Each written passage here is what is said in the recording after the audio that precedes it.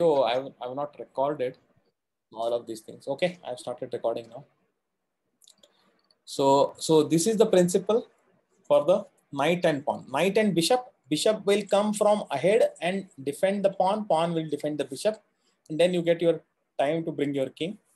When it is knight and pawn, knight will defend from behind and allow the king to make as many moves as necessary to come to the rescue. Right? This is the way you win it. Okay. Now this is an interesting position. These are all like some interesting positions that have occurred. Look at this carefully. Look at this carefully.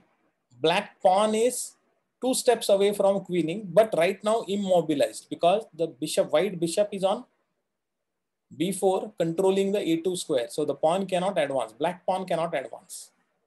White pawns are on a disadvantaged position. They are doubled pawns on the rook file. Doubled pawns on the rook file are almost useless in the end game, in the sense that they are worth only 1 pawn, though there are 2 in number. Okay. So look at this, what happens. So black will not try. Black has to play. So he's in a Zugzwang right now. If king tries to kick out the knight, then white promotes. Yeah, if the black king goes away from the H file, then the H pawn will queen, right? So that's why the black king cannot go away too much away. Okay. So black king will come and try to block it. Okay. Try to block it. Fine. White will use his other pawn to force into the Zugzwang position again. Black king has to move and white king comes to G6.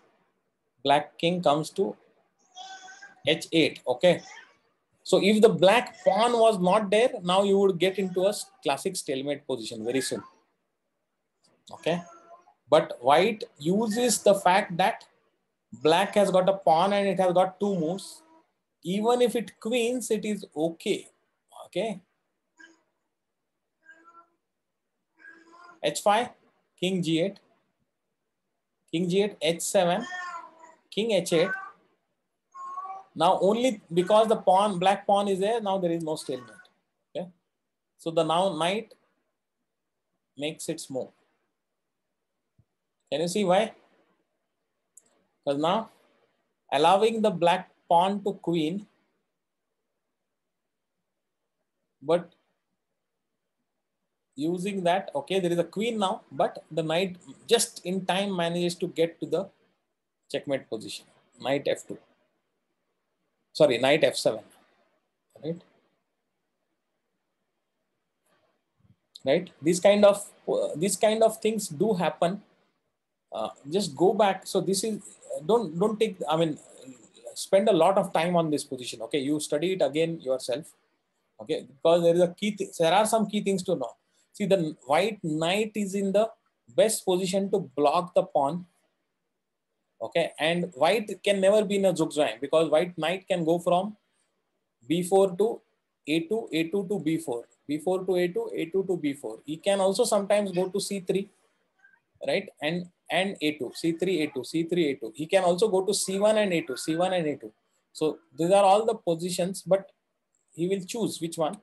But white has got enough spare moves, but black will be short of spare moves. Okay. And as long as you have another front of attack somewhere else, then you will be able to use. There is a principle of 2 weaknesses, it is called. Okay, in chess. Principle of 2 weaknesses. If it is white to play, no, even if it is white to play, it is still a win. That's what I was trying to say. White has got enough moves. There is no thing for.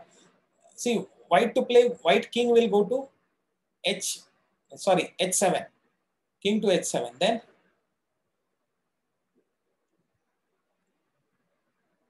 white king will go to H7, threatening to play H6. And in fact, after that, there is an outright win. If it is white to play, then there is a clear win without even getting into Zugzwang. You want to try it out? I will just put it. Pawns on h3 and h5. Okay. So let me go to the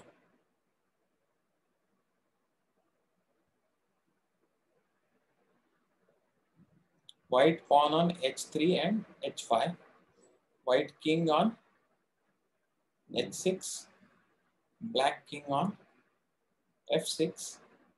White knight on b4 and black pawn on a3. This is the position.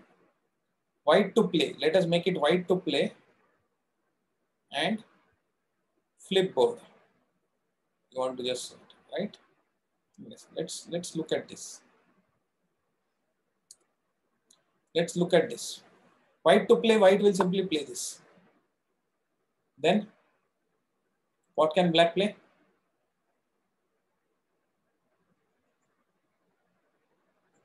King f7. King g5. h6.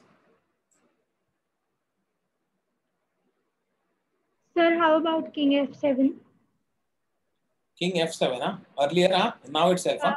Yeah. King f7, yeah. h6.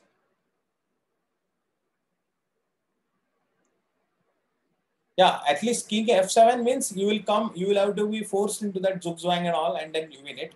But if you don't do this, and if you go to king g5, then it is a very simple win. Yeah, king to f7 is a good this. Then white will, in fact, king f7, right? King will come to h8.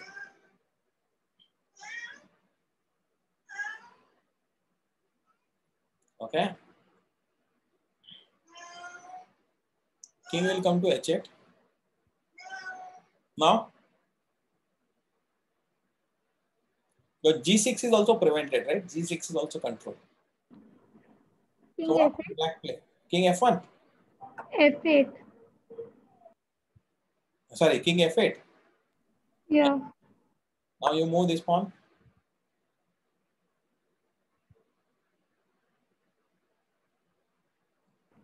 King f7. King f7. Yeah. King f7.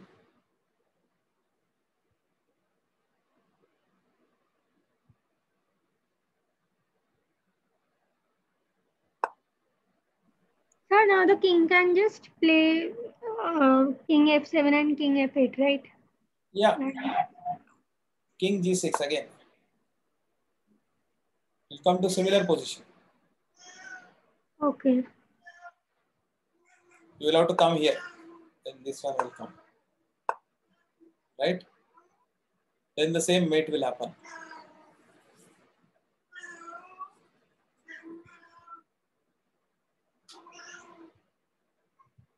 Right? And at this position, after king g6, if you play any other move, then the white king will get access to g7. Right? Any other move, there are only two moves other. Right? If the black king does not come to g8, then white king will come to g7. Okay? Yes. All right. So let's go back. Let's go back here. So that is the way to win. And we will look at one final position. Yeah, this is an interesting position. Again, this pattern you have to remember how the bishop and the pawn, right? They cooperate with each other. Very, very important. The bishop will just come in this position. The only way to win is bishop will go to a3 and prevent the king from coming over. Black king from coming over. So if he pushes the pawn, then fine. What is the simple thing is you push the pawn.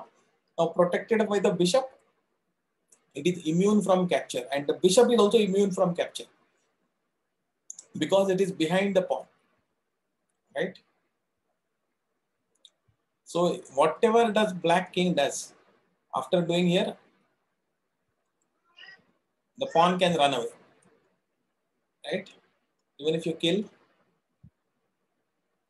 you should know this end game after that. Do you know how to win after this? Yes, sir. I hope so.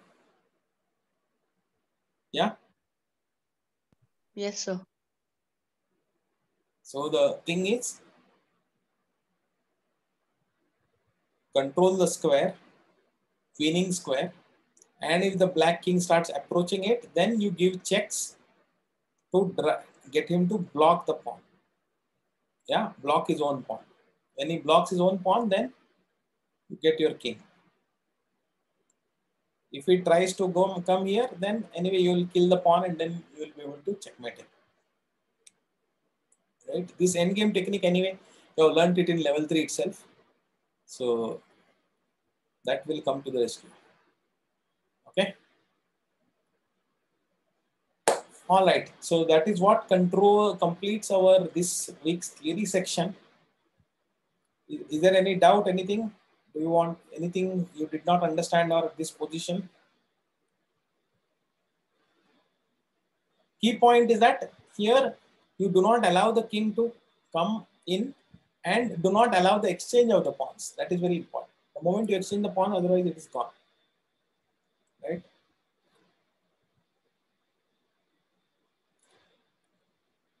And if you do not play bishop a3, what happens is king comes to b4 and then he plays a4 and then there is no way other than exchanging the pawn. Do you get that? See, the whole point of bishop coming to a3 was that because if black king comes to b4, then he can force the exchange of the pawns. What is b3? What? Bishop to c3. Okay, let us see this bishop to c3. Bishop to c3, what happens, you know? What happens?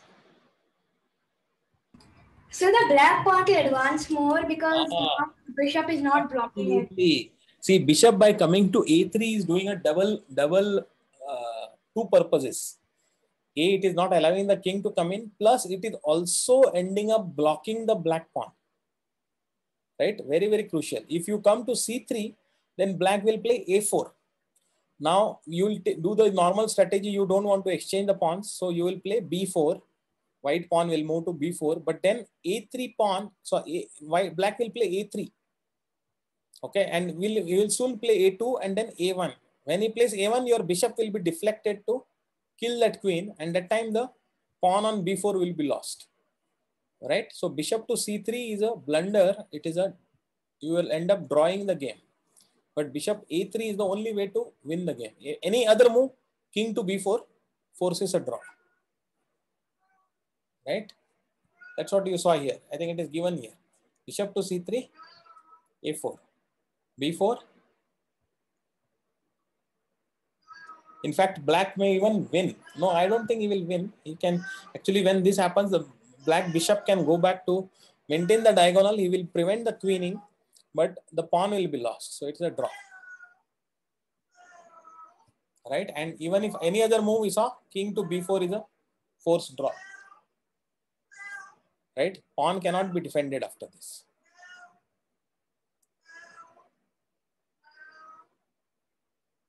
Okay. All right. Fine then. I think we have covered this. Then let us go to the analysis positions.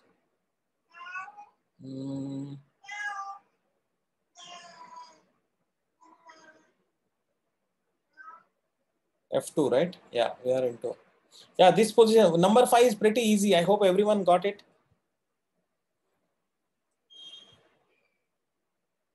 What is the best move for white here? Rook takes bishop. Yeah, rook takes c6. Black rook will also take c6 and then? The pawn advances. Yeah, pawn poking the pinned piece with the pawn. So you will end up winning the piece, right? E5 obviously, and then it is going to be a one end game because your bishop is there extra and an advanced pawn. Black's pawn is very much behind, so white king will be able to handle it, block it, and then escort his own pawn, which is 2 squares away from queening, right? Pretty simple. As long as you know in such a positions you have to grab, you cannot go on playing, you have to exchange into the one ending. This is called as exchanging into a one ending. Okay, this strategy is called as. When you know that there is a clear win in the end game, you can better exchange and remove all the complexity and any uncertainty. Okay. Fine. What is the number 6 position? Is there, what is the, look at it carefully, number 6. I hope you have looked at it. And Knight C4. knight to D4, huh? C4. Knight to C4. What is the idea? First of all, what is the threat? Have you identified all the threats? Sir, knight takes pawn. Whose move? It is black to play. It's black to play. Yeah. Number 6 is black to play, right?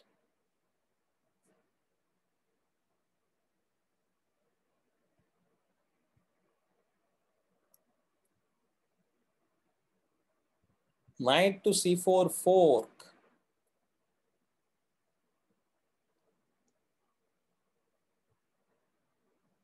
Anyone else? Anything? Knight to C4 is a fork, but okay. So let me ask if you have identified. Has black identified a threat?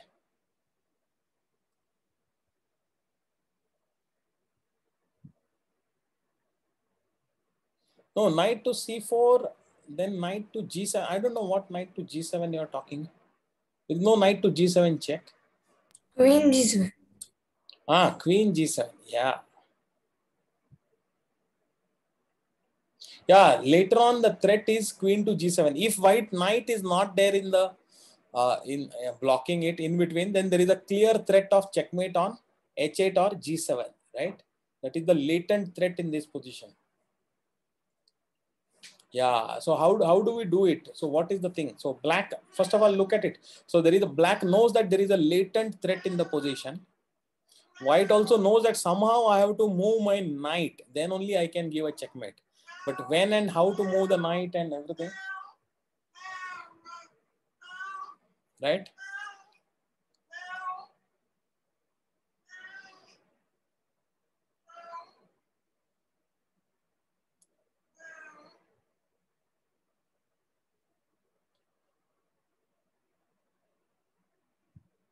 Yeah, cat has gone mad today. Knight to F5, knight to F5. Knight to F, white, so no, who's black's knight to F5, huh? You are saying? Black's knight to F5, what will happen? Knight takes E6. Knight takes E6. Then there is a double threat. Queen can go to H8 and also checkmate. So just protecting G7 is not good enough. Okay, you know that H8 is also a checkmate if the diagonal opens, right? Yeah, but why are you, Ramnath, why are you saying F6? Why not knight to C4? Knight to C4 is a good threat, right? I mean, it is a forking the queen as well as the bishop. So why not?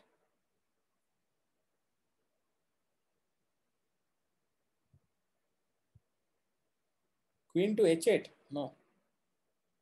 What happens if knight to C4? Tell me. Knight to C4, then?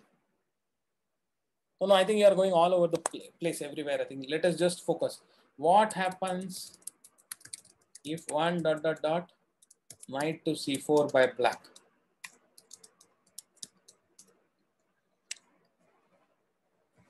There is surely not a checkmate threat immediately because queen is itself is under attack, right? So what will you do? Yeah, knight to C4 forks, right? Nandan, you were saying something. So why not knight to C4?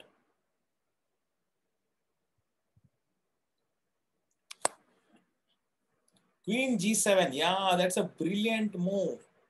Queen G7 check. What is the option for black king? Absolutely no option other than capturing the queen, right? So one ... knight to C4, 2 ... queen G7 check, and double question mark. Brilliant move. King crosses g7, only move. Okay, then knight f5 double plus, correct. Then knight f5 is a double check, and king cannot go to h6 also. And the bishop is also checking, knight is also checking. Double checks are very deadly because the king is forced to move. So, and he cannot move to h6. He cannot move to h8. So very low, king will have to come to g8, and then the classic mate, knight going to h6, checkmating the king. The bishop and the knight are smothering the king in the castle. Right? This is a brilliant checkmate is there. Everybody saw it? Knight to c4 will lead to queen g7. Queen g7, king g7, knight f5 double check. King g8, everything, black's moves are all forced. King g8 and then knight h6. There is absolutely no, nothing can be done about this. This is the reason. Yeah. So can you show this on the board? Okay, let us show this on the board. So rook is on c8, queen is on e8. Okay, let me put this, and then pawns are 1. Okay. Let me put this right. Board editor. Here board.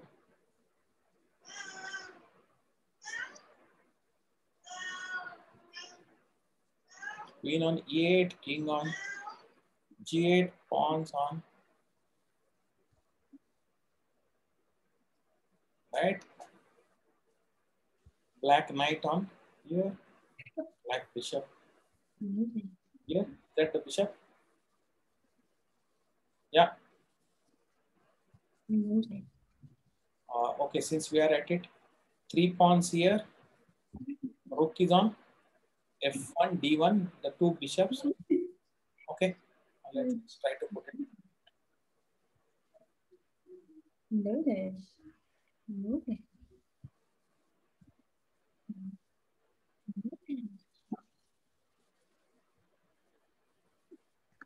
Sir, there's a black bishop on b7. There's a black bishop on b7. Huh? Okay. And there are white pawns on. Right? This is the position, right? Essentially, oh, there is one more pawn. That's okay. You put it, one more pawn. Yeah, this is the position. Wood to play, black to play. Okay, and then this is board. Look at it. Okay, let us make it F so that it is the other way. So, what we were saying is, Cypher now, knight to c4, queen to g7, brilliant move. There is no move other than capturing the king. And now knight to f5, double check. Can you see? Double check means you cannot block, you cannot do anything. You have to move a king whenever there is a double check. f6, bishop f6, all of that is impossible because the knight is also checking the king. And guess what? Unfortunately, king would have otherwise loved to come to h6. But h6 he cannot come. Right? He is forced to go here and then knight deliver the checkmate. Saw it? Yes, Clear? sir. That is why these double checks are very deadly, and also this type of pattern also you have to see, especially the bishop on the long diagonal. When black does not have, so black has moved his pawn g6, but he does not have a bishop there. So there is a hole there. It is very, very prone to such kind of a tactics. This is a brilliant tactic. Right? Even though the knight forked the queen and the bishop, both of them were on the attack at the same time. There was no way for the queen to defend the bishop. Queen was under attack, and yet this happened.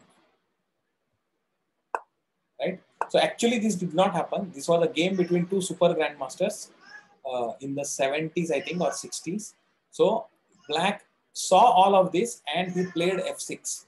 He played f6, allowed the e6 pawn to be taken, check also to be coming in. Everything is okay, but he did not allow this checkmate. Okay. So That is that. Okay, any other questions? Otherwise, we are done with this week. So by next week, I will expect you to solve about 90 problems on the chess strategy for beginners. Everybody should have solved. Okay. All right. Then I'm going to stop.